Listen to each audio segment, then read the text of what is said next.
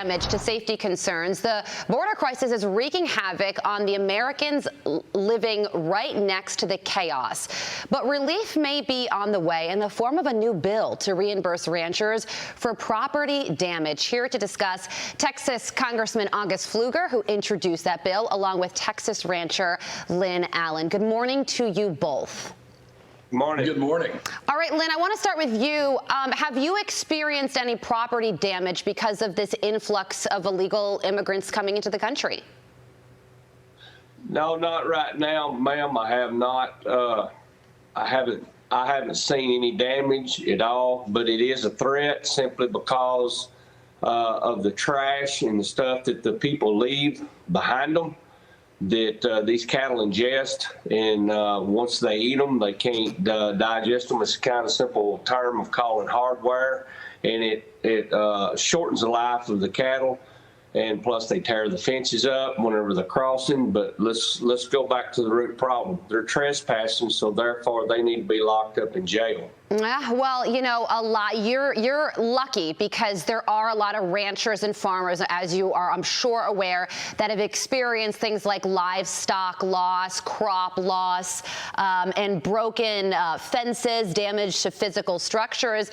And Congressman Pfluger, that's why you've introduced this bill to help farmers and ranchers going through this. So tell us a little bit about it.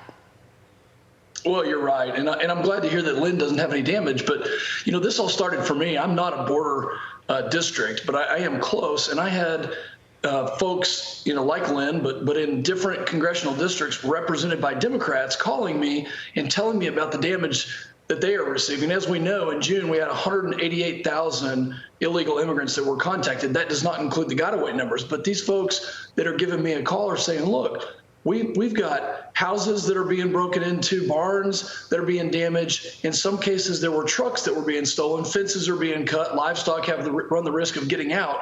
I mean, people don't understand, but this really is an invasion in that part of the country, and they need help. The federal government, Joe Biden and Nancy Pelosi, have completely abandoned them.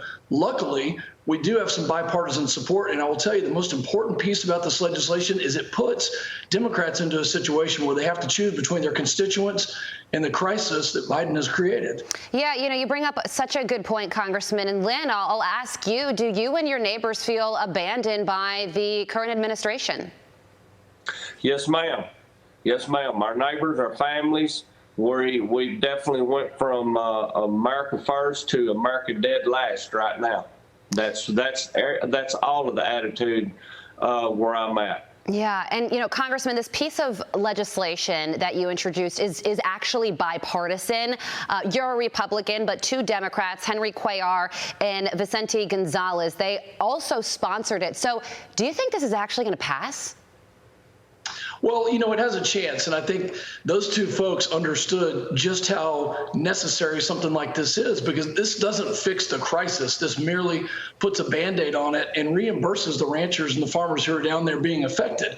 We have to take steps to actually address the crisis, and I think it's a good first step in a bipartisan manner to say that there's a problem. Let's see if we can fix it. Now we have to go further, and we've got to go after the policies. And I've said it many times, but those policies that President Trump had in place with Mexico and the Northern Triangle countries, we have to go back to those, back to the drawing board, and actually come up with some real solutions.